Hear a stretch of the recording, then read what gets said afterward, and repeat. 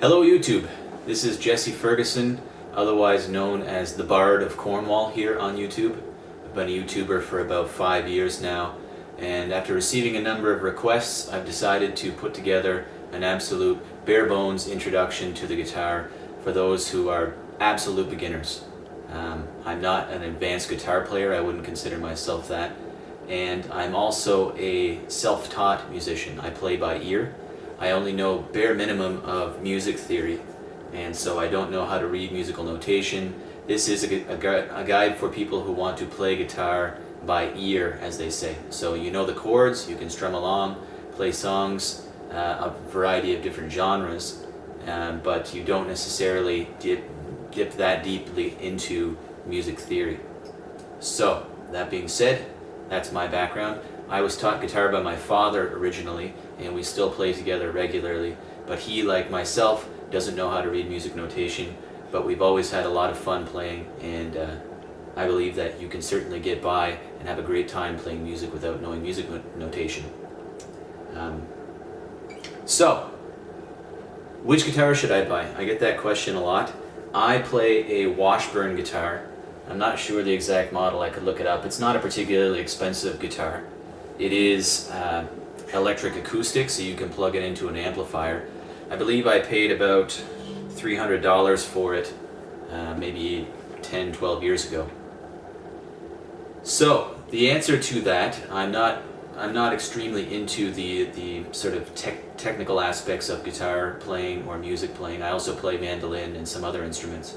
The simple answer is go down to your local music shop and buy the best guitar you can afford. That doesn't mean buy the most expensive one on the rack. What that means is shoot for a sort of ballpark price range, the most that you can afford, and play a variety of instruments in that price range.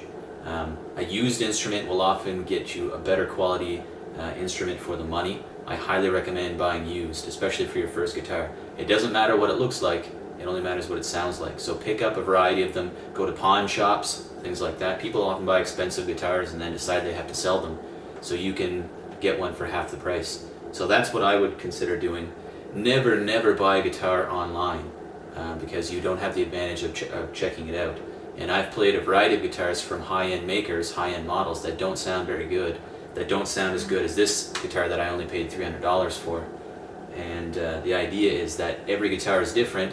The woods that are comprise the guitar will be different from guitar to guitar, even within the same model and same lineup, etc. So you really need to play them, find one that appeals to you, fits your price range.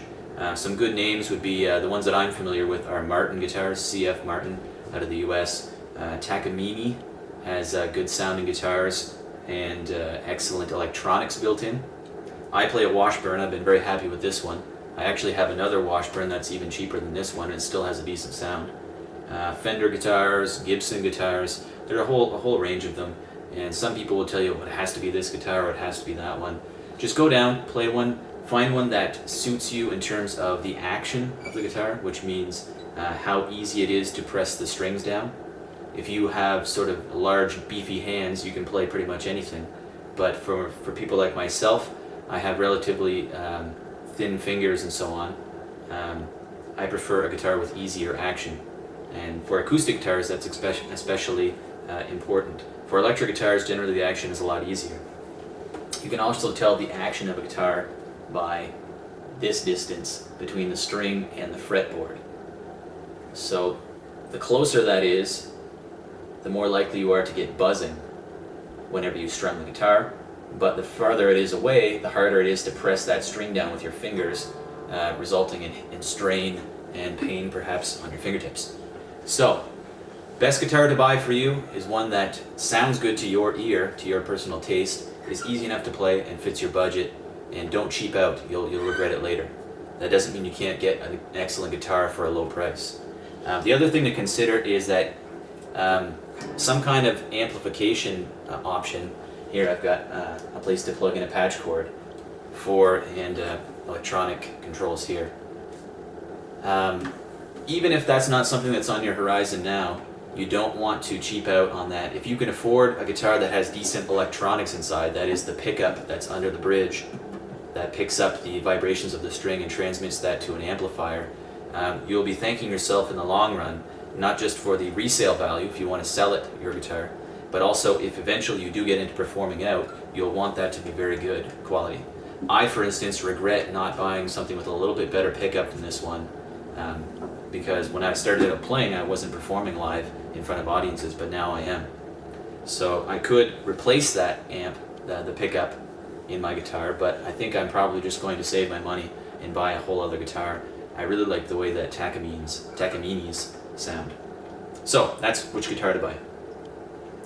Now, parts of a guitar, if you're not familiar with, forgive me if you know this already, but it's a lot of this, the nomenclature is the same as on a banjo or a mandolin, etc. Any kind of necked stringed instrument.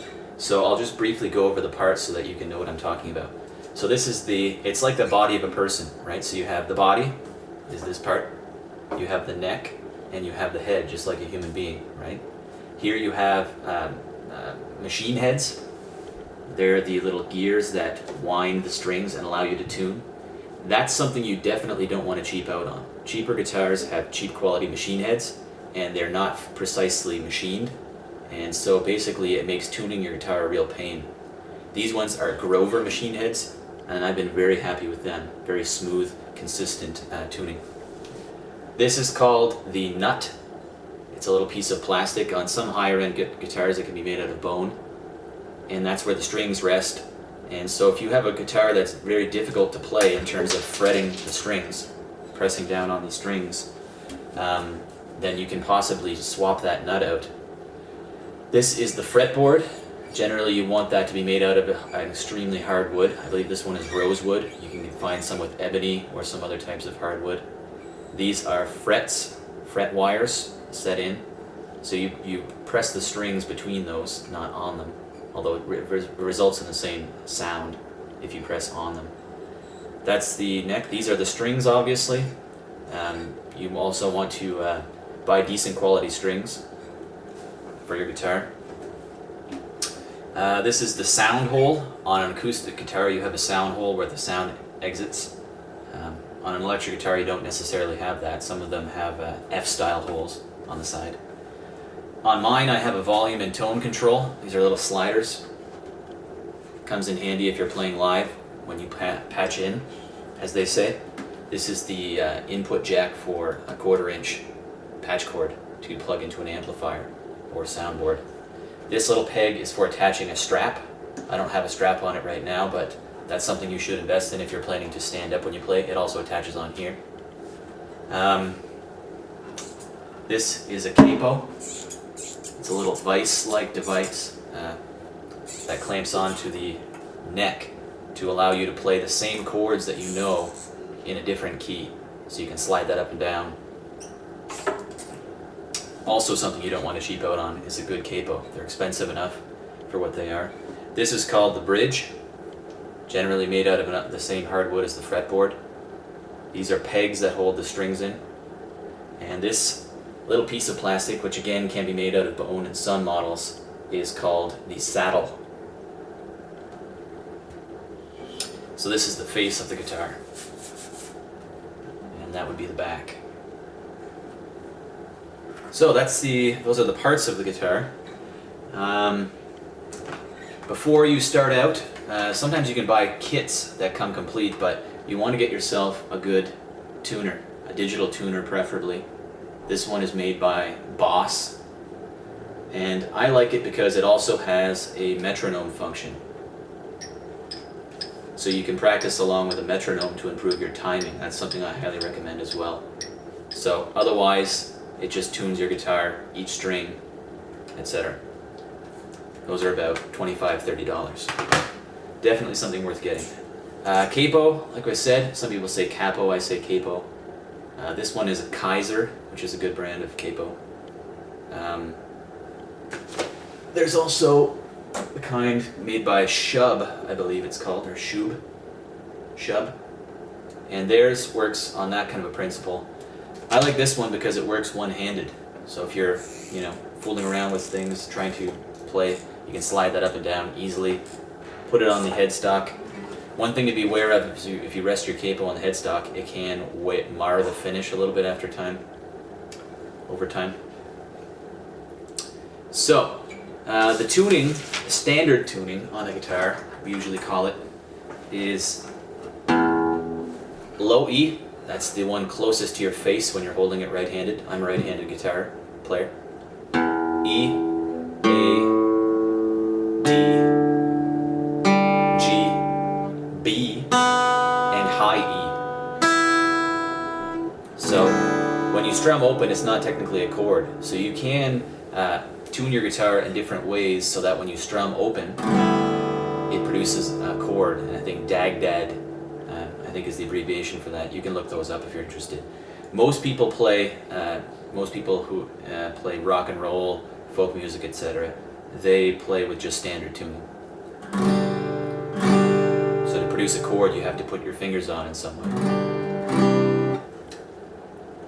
So, how do you get started? You've picked up a guitar now, and you want to start playing some songs. Well, whenever I was growing up, I was put in music lessons to actually learn to play the mandolin first, and I didn't want to spend the time to learn it. What would have been much more productive for me is for someone to show me how to play some songs right away so that I could get some sense of accomplishment going and then develop the interest in reading musical notation. So I gave up on it. I wasn't interested. So my theory is that if you're training, teaching a young person or somebody who's just a beginner, I say why not teach them a few songs right away so that they can, play something with their friends, play something for their girlfriend or boyfriend, whatever the case might be, have some sense of accomplishment, some sense of fun, and then teach them the musical theory, which can be a bit dry, especially at the beginning. Not that it's not worthwhile. I do plan someday to learn music notation whenever I get a chance. But I've gotten by so far without it, and I've had a great time playing music my entire life. Oh yeah, by the way, I've been playing guitar for about 20 years, something like that. So more than half of my life I've been playing something. So, getting started. Well, a lot of people who are learning guitar for the first time, they think that figuring out where to place your fingers for the chords is the most difficult part. In my experience, someone can pick that up in 5 minutes. The harder part to develop is strumming technique. But for now, the different ways you can learn songs if you're going to sing along or if someone else is going to sing and you are going to play. What you need to do is find either tablature, which you can get off the internet or in book form, musical notations for a song, which, the standard notes, quarter notes, full notes, etc., or chord charts. That's what I tend to use most often. If I'm learning a difficult song, I use tablature. If I'm learning a simple song, then I use chord charts. So for instance, I have here the complete Beatles songbook, a book that I highly recommend. And this one operates on chords. It gives you the chord on each page. And then as you're reading the text, you see that the chords are written above the words exactly where they go. That is my preference by far if I'm learning folk songs, rock songs, country songs, bluegrass, whatever you want to play. Those kinds of simple guitar songs you can do with just getting the chords. So a chord means that you're placing your fingers on the fretboard somewhere in order to produce different notes. So there's a C major chord, or just C, and then G. Those are simple chords used by many different types of musicians. Musical notation, as I said, I don't know how to read it, but it could look something like this in the Clancy Brothers Irish folk songbook. Now they also have the chords written above too, which is handy. Books that have both chords and notation are excellent in that regard, although it does take up more space on the page. Now, tablature, what that does is it presents a view of the neck and shows you where your fingers should be placed on each string. So basically, it's as though you're looking at the neck on a page and you're seeing where the fingers should be placed.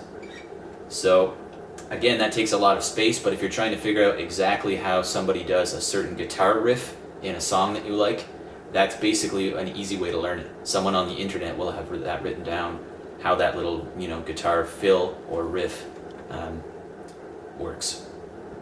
So, The basic chords, if you just want to start playing a simple folk song, country song, rock and roll song, would be G, G major, and I'll put a link to a place online where you can find a chord chart. So that would be a G major. Some people don't add that ring finger on. Then you have C major, or just C as I call it, D major. So if you have those three chords, you can play a number of different songs, including the one that I'm going to show you at the end, which is Amazing Grace. Now, as you're going along learning new songs, you would want to be able to throw in some minor chords in there. So the relative minor of G, a song in the key of G, would be E minor.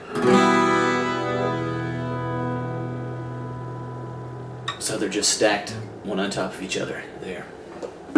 Which that allows you some more versatility in the types of songs you play. But you could play literally thousands of songs with just the three chords G, C, D. Many people do.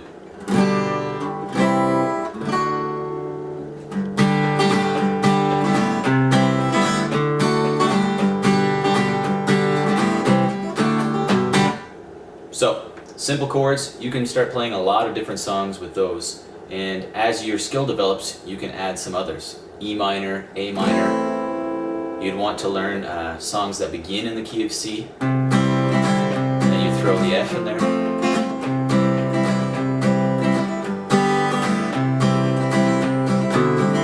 Then A minor. And so on and so forth. So as your skill develops, add some more chords to your repertoire and you'll be in good shape.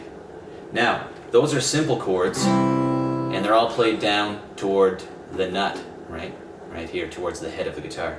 So most people who are playing at, say, a concert or a jam session, they'll be playing most of their chords down here. Now, you can also play a G in terms of a bar chord. Same chord, right? A bar chord means that you're barring all of the strings with that finger. Some people call it a power chord. It's a bar chord, power chord, whatever you'd like to call it. You do have to develop some wrist strength and finger strength to press those all down. It's not necessarily easy at first, it requires a fair bit of wrist strength. So you can play power chords all up and down the neck.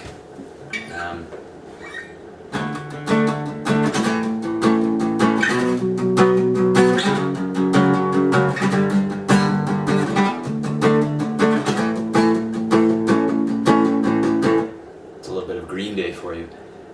Now, as you can see, I can bounce that all over, keep the configuration of my fingers the same, just slide it up and down, etc. It's favored by rock bands, punk bands, things like that. You don't tend to see a whole lot of it in country or folk music or things like that. But still, that's something you can add to. I would not jump into power chords right away. You need to develop some calluses on your fingers. Your fingertips will get toughened over time playing guitar. It might hurt a fair bit the first time you play after 10 or so minutes. But over time you will gradually develop calluses there and you'll be able to play for hours if you want with very little pain.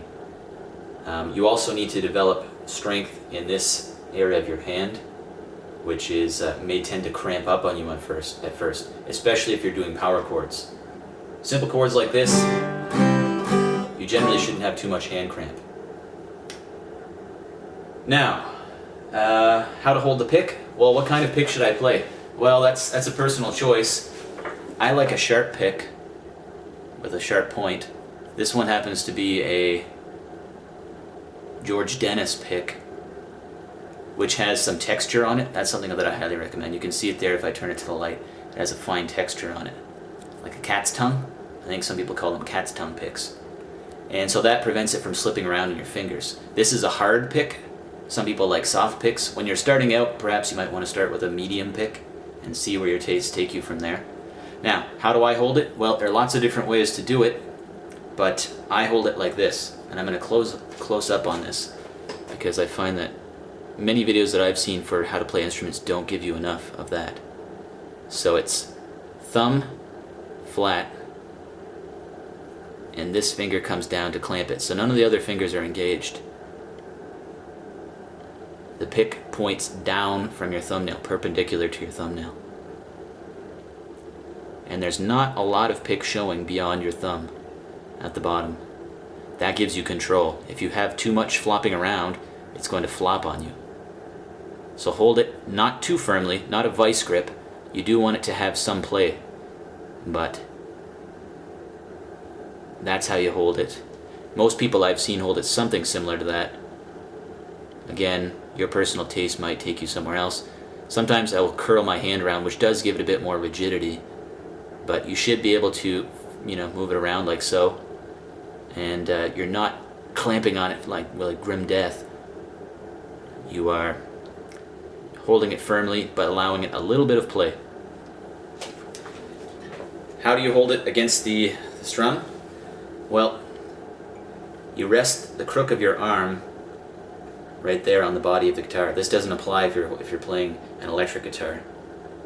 And it strums like so if you're doing a big strum, say for a loud rock song.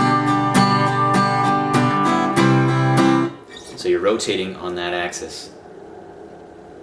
And you might put a little bit of wrist action in it too. Now you can achieve less, wasted energy if you rotate your wrist more. You can achieve that same loud. But in practice, you'll see that you sort of naturally develop a style. If I'm doing something that's quieter or involves picking out a melody, I will rest my palm on that bridge. It's just resting lightly. Sometimes I will anchor my pinky or these two fingers, the two pinky and the ring finger, against the pick guard. That's something I didn't mention. This is a pick guard, which you can replace because you will, over time, scratch it up. So rest it there, or rest it on the bridge, or let that all free flow and just rest the crook of your shoulder on the back of the guitar. So that's how to hold the pick.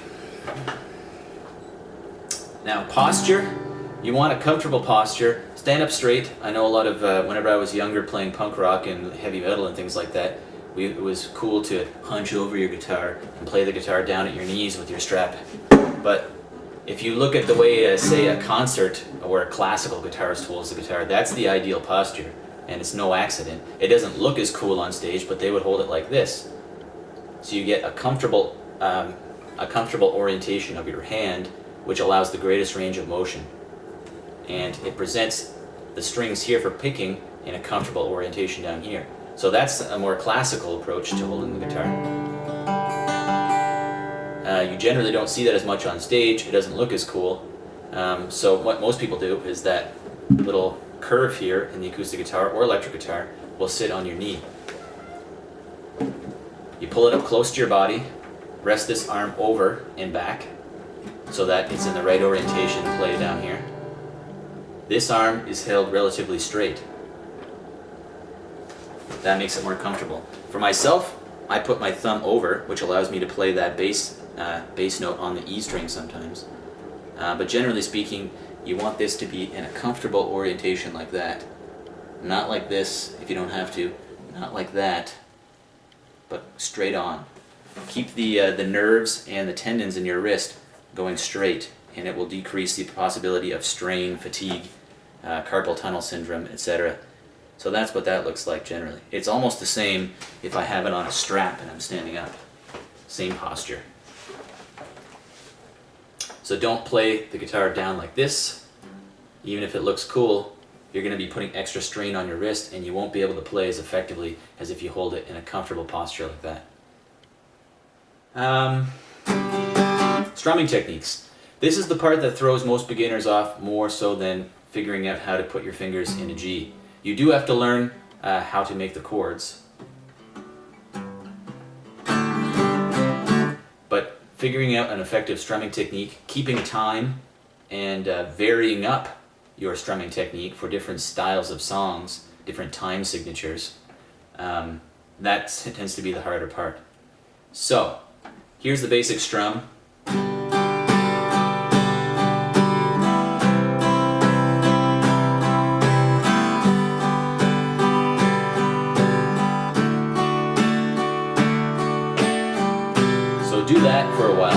3 basic chords. Try to work on making your changes between the chords quick and precise, and increase the tempo.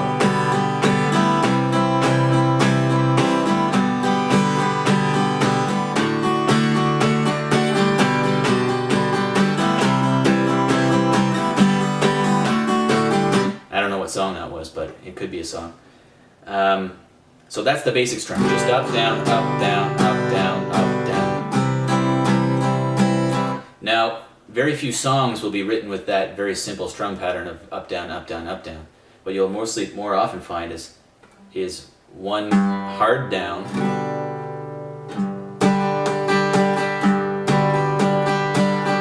so it's one down, and that what I've done here is I'm striking the bass note of the chord. That's a concept I haven't talked about yet.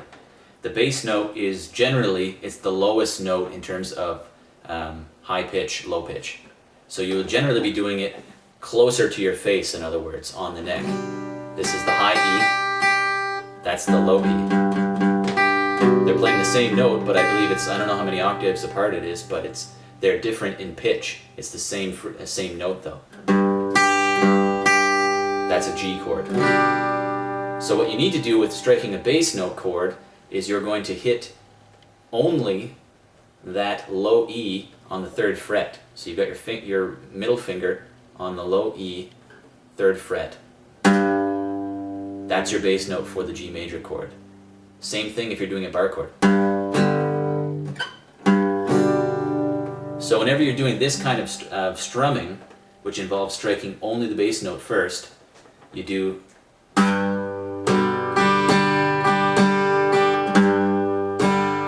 try to get that going. 1, 1, that.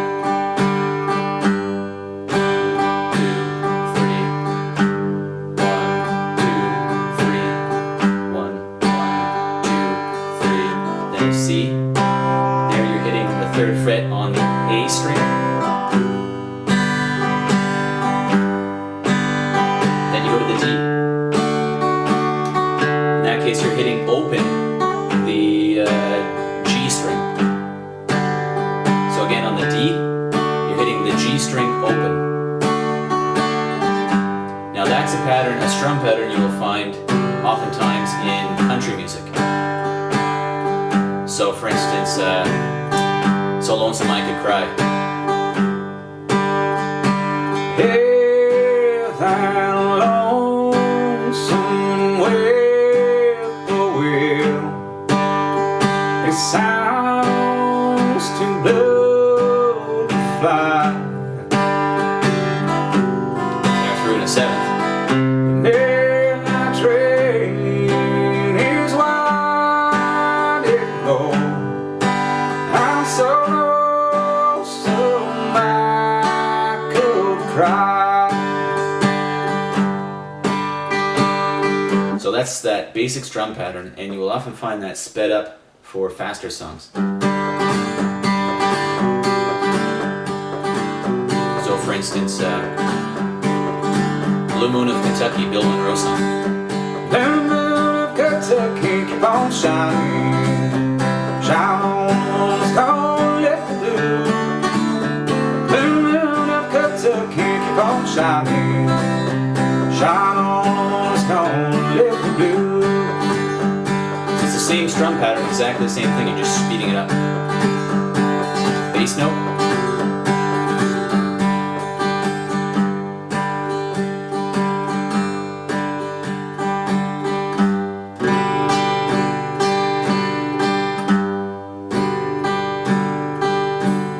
So faster.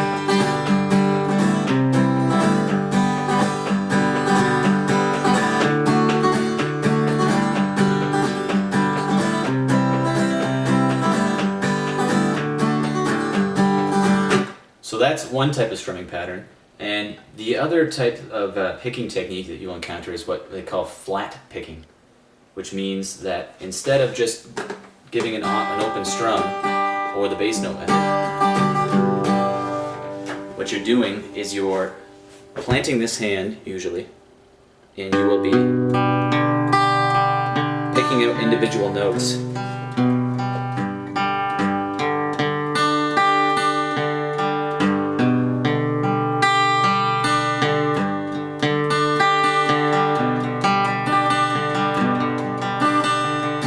etc., etc. So a song I often do in that style is a Radiohead song.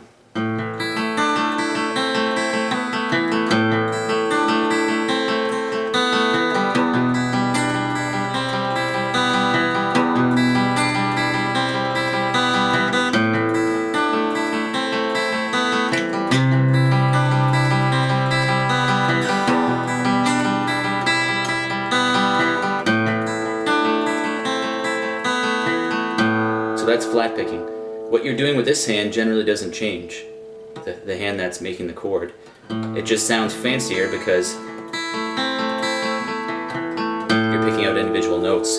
Now that's related to the idea of an arpeggio, where you're taking a single chord and just picking out the notes individually. And that sounds fancier basically than just strumming it. An arpeggio, I believe it's called. Now, the other technique you might want to try eventually, I wouldn't recommend it at first, is finger picking, which looks a little bit something like that. You're going to plant your hand again,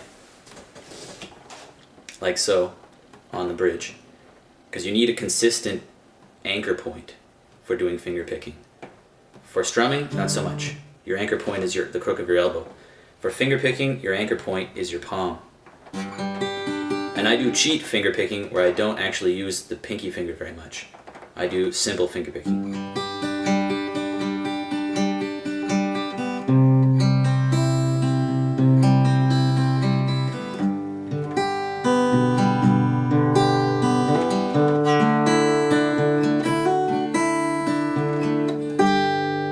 So finger picking, you just involve your fingers picking out an individual note, an individual string.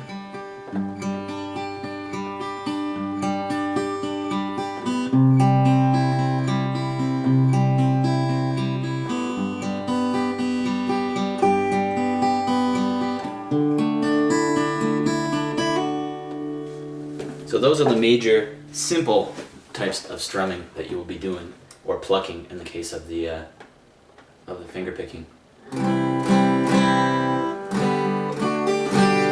So that's about all I wanted to do to introduce it. So now what I'd like to do is play again with those same 3 chords, a simple song that many people are familiar with, which is Amazing Grace, traditional English hymn often associated with America.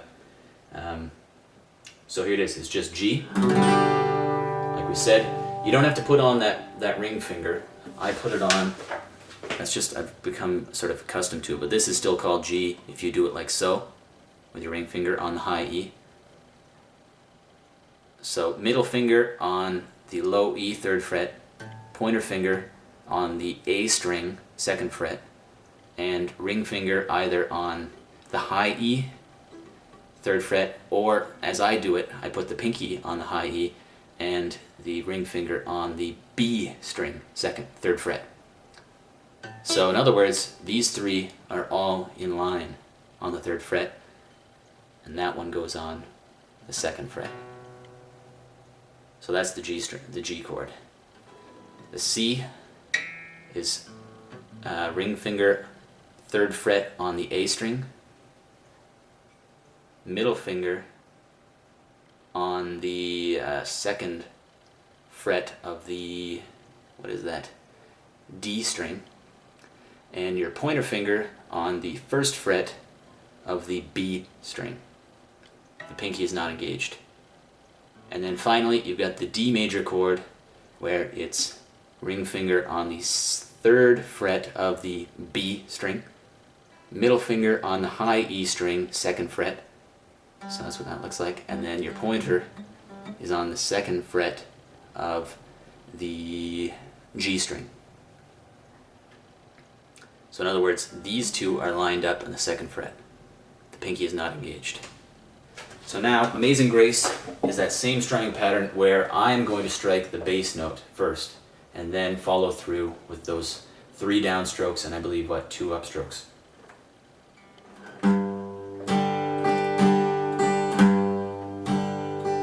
So that's it in slow form.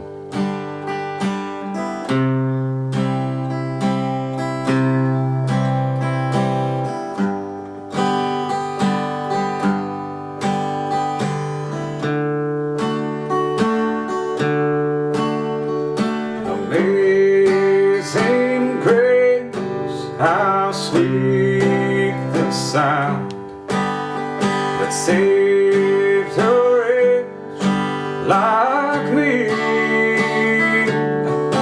I once was lost, but now am found. Was blind, but now I see. And it's the same chord progression all the way through. I have a full video of that recorded on my channel if you'd like to check that out. So that's my intro to the guitar. As for more complicated things like soloing on the guitar, I don't know the scales on the guitar. I know them on the mandolin, so I didn't bother learning them on the guitar. But one thing that I do practice is picking out a simple melody over the chord, which is a more advanced technique. But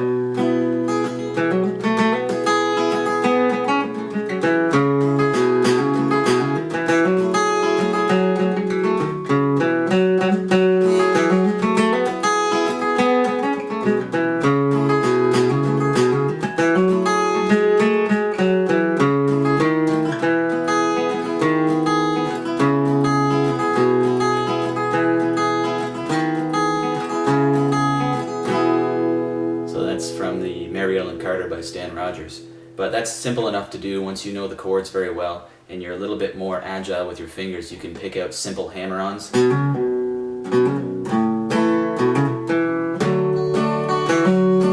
hammer on one finger.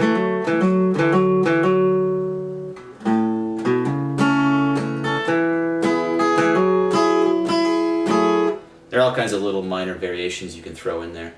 So, best advice for improving on your guitar: practice, practice, practice. Watch some more YouTube introductions to playing guitar, things like that. Stick to absolute beginner stuff at the beginning. Don't try anything that seems too complicated. Have fun with it. Play with some other people who play music. Get yourself a good chord book from a band that you like, or some folk songs that you like. You can get them online, but many internet sources have unreliable chords and lyrics. So for the sake of $25, I would go out and get yourself a good songbook of songs that you like. You can find sort of general purpose books, 100 favorite songs for a guitar player, something like that. I would highly, highly recommend getting a reputable book with easy to follow chords. It will greatly increase your pleasure and your ability. So practice, practice, practice. Check out my other YouTube videos. I always make an effort to show in the video what I'm playing. So I always keep the guitar in frame so that if you want to follow along, well, it should be easy enough, right? As you get better playing, you'll be able to recognize what chord someone else is playing. But for now, you can get started with that one that I just showed you. And I hope you enjoy it. Let me know what you think and how your music is progressing. You put comments down below. Don't forget to subscribe if you like my videos, and thanks for listening. Cheers.